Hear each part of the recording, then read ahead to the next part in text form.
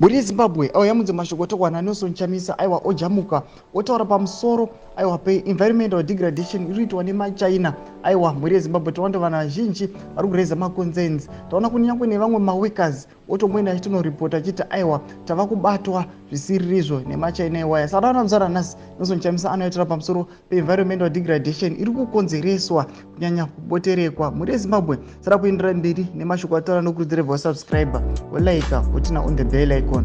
Pamuchari maupdates anokupa pano paZVAITWA News Live nokuti Nelson Chamisa anoya paXN pakonyora achiti a threat to the environment.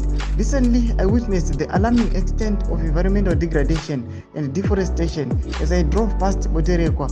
This left me deeply concerned. I am aware that sadly, this scenario is not unique to this area alone.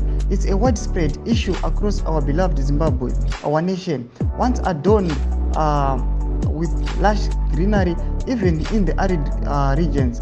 With the looming threat of climate change, it's imperative that we unite efforts to restore, preserve, and improve our natural environment, not just for ourselves, but for the generations to come. We must usher in a green revolution to realize a green Zimbabwe. Ndomashoko anoita pana Nelson Chamisa achiti aiwa tofana kuunita tibvise aiwa vanhu vari kukonzeresa ava vanhu vari kukonzeresa environmental degradation nekuti tinofana kumaintaina green environment nyika yedu yeZimbabwe ndeyedu. Saka muri Zimbabwe ndomashoko anoita pana Nelson Chamisa achiti hazvisi kuitika kuboterekwa tichete asi kune dzimwe nzvimbo dziri kutorezwa makonzenzi. Tiudzei mashoko enyu kana mafungiro enyu munoti kudii pamusoro pemashoko ataurwa naNelson Chamisa.